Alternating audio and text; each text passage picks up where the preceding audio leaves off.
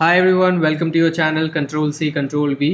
आज हम class 8 English honeydew textbook का chapter number 4 Bipin Choudhary lapse of memory का पार्ट 4 करने वाले हैं। अगर आपने पार्ट 3 का वीडियो नहीं देखा है तो आपके टॉप राइट कॉर्नर पे उसका लिंक है, उसे क्लिक करें और वहाँ देखें।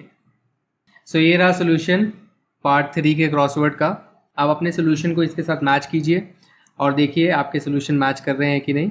अगर आपको कोई भी डाउट हो तो कमेंट्स में वो डाउट्स को ज़रूर लिखें। I try to solve each of them. So let's move forward. इस पार्ट में आपके लिए मैंने कोई भी क्रॉसवर्ड नहीं बनाया है because there are not so many words. So let's start part 4। Getting off the train at Ranchi next morning he realized at once that he had never been there before. So पिछले part में हमने देखा था कि Bipin Babu train की ticket बनाते हैं रांची के लिए ताकि वहाँ जाके टेस्ट कर सकें कि वो सही में वहाँ पर आए थे कि नहीं, जैसे कि डॉक्टर चंदा ने कहा था। एंड जैसे ही वो ट्रेन से उतरे रांची में अगले ही मॉर्निंग उन्हें रियलाइज़ हो गया कि वो कभी वहाँ पर नहीं आए थे। सो ये कहानी में थोड़ा सा ट्विस्ट आ गया क्योंकि ऐसा लग रहा था कि शायद जैसे ही वो पहुँचेंगे रांची उन्हें एकदम से याद आ जाएगा कि हाँ वो रांची तो आए हैं, बट इसका ऑपोजिट हुआ है।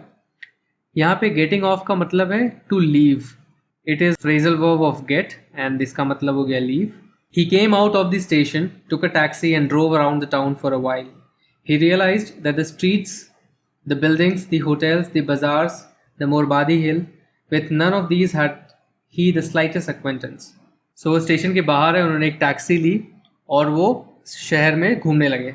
He was driving around the town. So शहर के अराउंड घूमने लगे थोड़े टाइम के लिए। मतलब वो ट्राई कर रहे हैं कि रिकॉल करने का कि मैं रांची आया हूँ कि नहीं।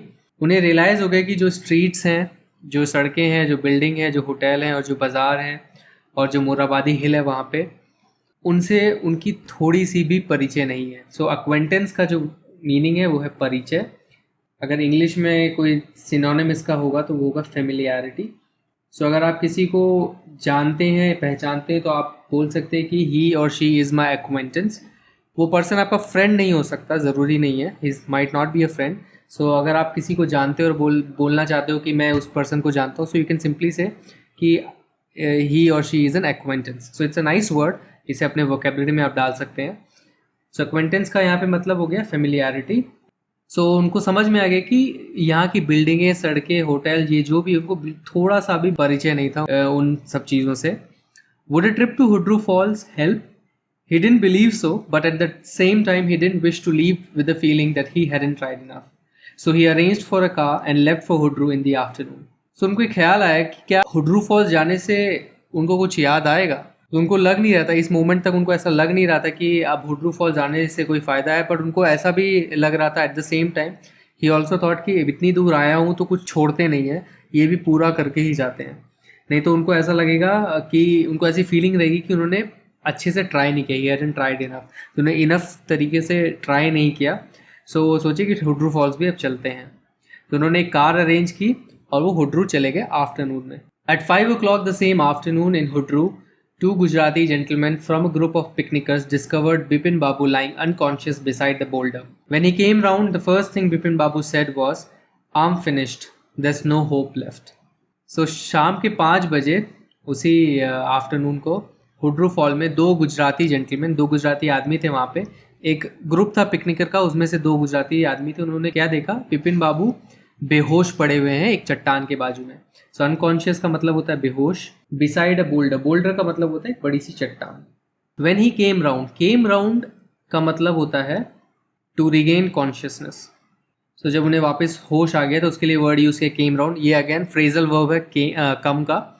एंड केम राउंड ज़्यादा पॉपुलरली दूसरे वे में यूज़ होता है, जिसका मतलब होता है अगर आप किसी से बातें कर रहे हो और कोई पर्सन आपकी बातों से सहमत नहीं है, आप उसे कन्विंस किए जा रहे हो, आप एंड फाइनली वो कन्विंस हो जाता है आपकी बातों से, so you say that he came around और शी केम अराउंड। सो इस मीनिंग के लिए ज़्यादा यूज़ होता है ये phrasal verb rather than to regain consciousness. But इस कॉन्टेक्स्ट में इसका मतलब है to regain consciousness. So second meaning as I said is change one's point of view. So अपना पॉइंट ऑफ व्यू अगर कोई चेंज कर दे और आपकी बात मान ले तो उसको you can say that person came around. The first thing Bipin Babu said was I am finish. तो जैसे ही वो उठे उन्होंने सबसे पहले क्या किया? मेरा काम हो गया, आई एम फिनिश, मेरा काम यहाँ पे ख़त्म हो गया, अब कोई होप नहीं बची है, there is no hope left. So ये बहुत ही इंटरेस्टिंग केस हुआ है बिकॉज चुनीलाल ने भी बोला कि वो रांची गए हैं एंड उससे पहले परिमल घोष ने बोला कि आप वहाँ पे गिरे थे और आपके नी में चोट आई थी, यहाँ पे अगेन वो गिर गए हैं। सो अजीब सी स्टोरी जा रही है, बहुत ही ट्विस्ट एंड टर्न्स हैं। अब देखते हैं क्या होता है। Next morning Bipin Babu was back in Calcutta. He realise that there was truly no hope for him. Soon he would lose everything, his will to work, his confidence, his ability, his balance of mind. Was he going to end up in the asylum at? Bipin Babu couldn't think anymore. तो अगले morning, अगली सुबह वो वापस कलकत्ता चले गए and उनको realise हो गया कि उन सच में उनके लिए कोई होप बची नहीं, कोई आशा बची नहीं है उनके लिए। उनका दिमाग ख़राब हो गया। उनको फाइनली ऐसा रियलाइज़ होता है बिकॉज रांची जाके भी उनका दिमाग में वो मेमोरी नहीं है कि वो रांची गए थे और उनको ऐसा लग रहा था कि अब वो सब कुछ खो देंगे। पहले तो उनकी जो इच्छा है काम करने की वो चली जाएगी, फिर उनका कॉन्फिडेंस चला जाएगा, फिर उनकी एबिलिटी चली जाएगी, काम करने की एबिलिटी, फिर उनका जो है दिमागी संतुलन चला जाएगा। सो बैलेंस ऑफ माइंड का मतलब होता है दिमागी संतुलन। सो उनको ऐसा लग रहा था कि अब वो पागल होने वाले हैं।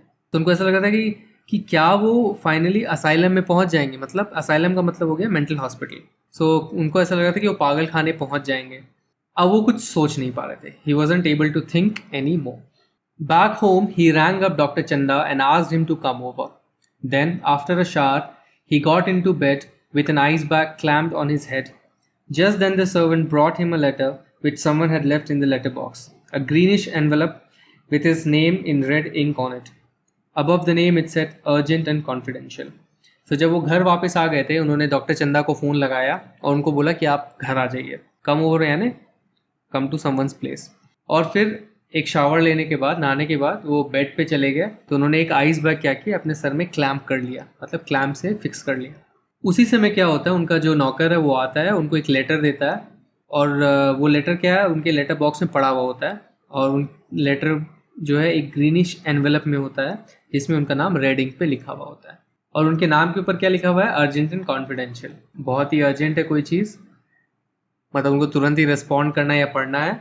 और कॉन्फिडेंशियल है, कॉन्फिडेंशियल यानी जब कोई चीज़ किसी भी एक पार्टी के लिए होती है एंड आप किसी और को शो नहीं कर सकते। फॉर एग्जांपल अगर आपको कोई चीज़ दी जाती है उसको कॉन्फिडेंशियल बोला जाता है, इसका मतलब वो चीज़ आप दोनों के बीच में होनी चाहिए, आप किसी और के साथ शेयर नहीं कर सकते। So that's called confidential. ये मोर और लेस प्रोफेशनल टर्म्स में यूज़ किया जाता है, ऑफिस में यूज़ किया जाता है। In spite of his condition Bipin Babu had a feeling that he ought to go through the letter. तो उनकी जो ख़राब हालत थी उसके बावजूद उनको ऐसा लगा लेटर का एनवेलप देख के कि उन्हें लेटर पढ़ना चाहिए। और टू का मतलब होता है शुड, ही शुड। तो उसको ऐसा लगा कि उनको लेटर ये पढ़ लेना चाहिए। तो उन्होंने एनवेलप फाड़ा, लेटर निकाला and this is what he read. तो उन्होंने क्या पढ़ा, आगे लिखा है, dear Bipin, I had no idea that affluence would bring about the kind of change in you that it has done. Was it so difficult for you to help out an old friend down on his luck? I have no money, so my resources are limited. What I have is imagination, a part of which I used in retribution of your unfeeling behavior. Well, you all be all right again now. A novel I've written is being considered by a publisher. If he likes it enough, it will see me through the next few months. Yours, Chunilal. So कहानी में एक ज़बरदस्त twist आया है। So ये letter Chunilal ने लिखा है बिपिन बाबू को, और बिपिन बाबू के लिए क्या लिखा है, डियर बिपिन, मुझे बिल्कुल भी आइडिया नहीं था कि ये जो तुम्हारी शान और शौकत है, एफ्लुएंस यानी हैविंग लॉट ऑफ मनी या वेल्थ बोलिए। सो जो ये शोहरत आई है तुम्हारे पास, वो तुम्हारे अंदर इतना ज़्यादा बदलाव ले आएगी। वो ऐसा क्यों बोल रहा है, क्योंकि वो इतनी बार बिपिन बाबू के पास आया हेल्प के लिए, पर बिपिन बाबू ने बिल्कुल भी हेल्प नहीं की उसकी। और उनसे क्वेश्चन पूछे कि तुम्हारे लिए इतना डिफ़िकल्ट था अपने एक पुराने दोस्त की मदद करने के लिए जब उसका लक बिल्कुल डाउन था, मतलब उसकी किस्मत ख़राब चल रही थी, तो तुम बिल्कुल भी इतना डिफ़िकल्ट था तुम्हारे लिए उसकी मदद करना। मेरे पास मनी नहीं है, मेरे पास पैसे नहीं है, सो मेरे रिसोर्सेज, सो मेरे काम करने के जो रिसोर्सेज हैं वो बहुत कम है, लिमिटेड है, बट मेरे पास क्या है, इमेजिनेशन है। सो पैसे भले ही कम है मेरे पास, पर मेरे पास मेरा दिमागी शक्ति है, मेरा इमेजिनेशन पावर है, a part of which I use in retribution of your unfeeling behavior, and this is the twist. So क्या बोल रहा है, एंड उसी इमेजिनेशन को यूज़ करके मैंने तुमसे एक काइंड ऑफ बदला लिया है। सो रेट्रीब्यूशन का मतलब होता है पनिशमेंट देना किसी को इन एज अ रिवेंज। सो अगर आप किसी को पनिशमेंट दे रहे हैं बदला लेने के लिए, तो उसको रेट्रीब्यूशन बोलते हैं। तुम्हारे जो अनफीलिंग बिहेवियर, तुम्हारा जो अनसिम्पैथेटिक तरीका था, मेरे लिए जो इनडिफरेंट जो बिहेवियर था तुम्हारा, indifferent word if you remember पिछले पार्ट में आया था, तो तुम्हारा जो अनफीलिंग बिहेवियर है मेरे लिए, उसके लिए मैं तुम्हें पनिश कर रहा हूँ एज अ रिवेंज, क्योंकि तुमने मेरी मदद नहीं की थी। Well you will be all right again now, पर अब तुम ठीक हो जाओगे। मैंने एक नॉवल लिखी है एंड एक पब्लिशर उसको कंसिडर कर रहा है, मतलब उसको कंसिडर कर रहा है पब्लिश करने के लिए, और अगर उसे बहुत अच्छी पसंद आएगी it will see me through the next few months. So अगर उसे पसंद आएगी ये नॉवल तो मेरे अगले कुछ महीने चल जाएंगे। तो see me through, see someone through something.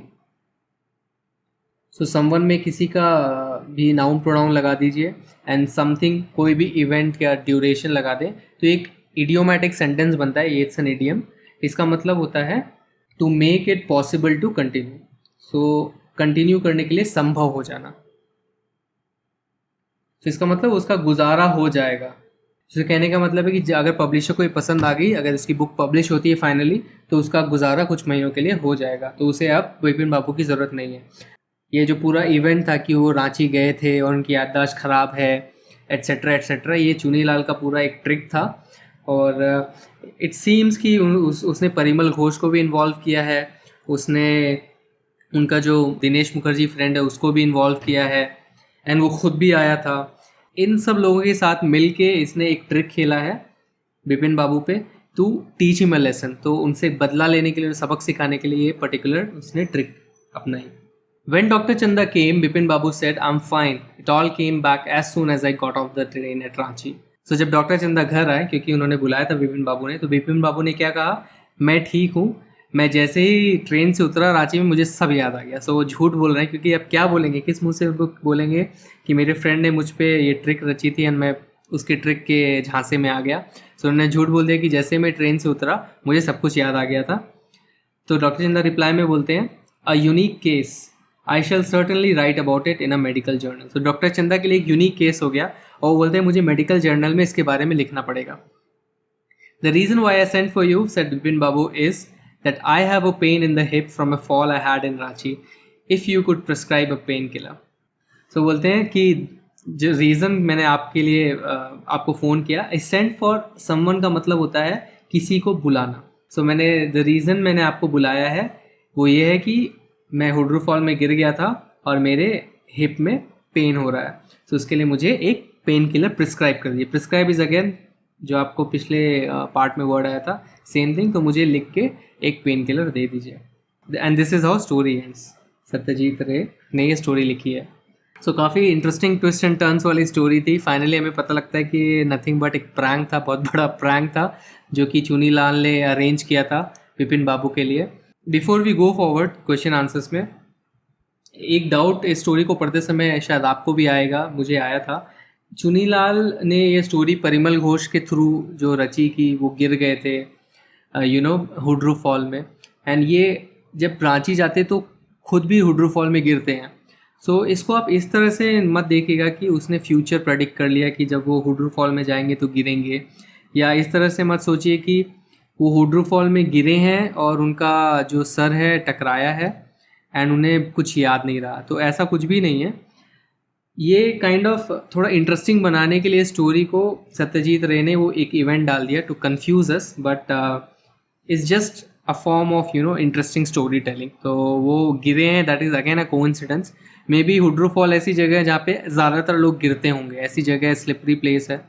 So that could be one of the reason. तो ये आप ये मत सोचिएगा कि किसी ने फ्यूचर देख लिया था या वो एक्चुअली में गया था और उसे कुछ याद नहीं रहा। तो moving on to comprehension questions. Question 1 है, had Bipin Babu really lost his memory and forgotten all about a trip to Ranchi? So इस पे क्वेश्चन में पूछ रहे हैं कि क्या बिपिन बाबू सच में अपनी मेमोरी खो चुके थे और ट्रिप के बारे में भूल चुके थे? सो हमें पता चला कि ऐसा कुछ भी नहीं है। So Bipin Babu had not really lost his memory because he never visited Ranchi. So उन्होंने अपनी मेमोरी नहीं खोई थी बिकॉज वो रांची कभी विजिट किए ही नहीं थे। He was tricked by his schoolmate Chunilal in retribution to his indifference towards Chunilal. So he was tricked by his schoolmate Chunilal. So he was tricked, उनको ट्रिक किया गया था किसके द्वारा? चुनीलाल के द्वारा। in retribution, so we are using the word, वही word जो आपके टेक्स्ट में वही हम यहाँ आंसर में यूज़ कर रहे हैं। in retribution to, बदला लेने के लिए, as a punishment, to his indifference. So वहाँ पे अनफीलिंग बिहेवियर लिखा था, we are using the word indifference towards Chunilal. Why do you think Chunilal did what he did? Chunilal says he has no money. What is it that he does have? So यहाँ पे आपसे question पूछ रहे हैं कि आपको क्या लगता है चुनीलाल ने ऐसा क्यों किया, एंड चुनीलाल कहता है उसके पास मनी नहीं है तो उसके पास क्या है. तो सेकेंड पार्ट तो ईजी है, फर्स्ट पार्ट में आपको सोचना है कि ऐसा क्यों किया उसने. सो ऑब्वियसली उसने एक्सप्लेन भी किया था अपने लेटर में कि उसने ऐसा क्यों किया. Chunilal tricked Bipin Babu because he wanted to punish Bipin Babu for not helping him with the job when he needed it the most. So Chunilal ने ट्रिक किया बिपिन बाबू को. क्यों? बिकॉज वो पनिश करना चाहता था, सज़ा देना चाहता था बिपिन बाबू को उनकी मदद नहीं करने के लिए, एक जॉब दिला के जब उनको सबसे ज़्यादा इसकी ज़रूरत थी, when he needed it the most. Chunilal said that he had no money but he had a good imagination with the help of which he is pursuing a career in writing. सो चुनीलाल ने क्या कहा कि उसके पास money नहीं है but उनके पास अच्छी imagination है जिसकी मदद से वो क्या कर रहे हैं, अब नॉवेल लिख रहे हैं. तो उसको थोड़ा सा रिफ्रेज करके इस आंसर में मैंने लिखा है कि he is pursuing a career. Pursuing a career यानी एक करियर को के पाथ में आगे बढ़ना, एक करियर को ट्राई करना. किस करियर की बात कर रहे थे वो? Novel writing. That's nothing but writing. So he is pursuing a career in writing. So that's how you can write the answer. So thanks for watching this video. अगर ये वीडियो आपको पसंद आए तो इस वीडियो को एक लाइक दीजिए, हमारे चैनल को सब्सक्राइब कीजिए और अपने डाउट्स हमें कमेंट्स के ज़रिए ज़रूर बताइए. इस चैप्टर के क्वेश्चन आंसर्स के वीडियोस अलग अलग पार्ट्स में आएंगे. So stay tuned. Bye bye.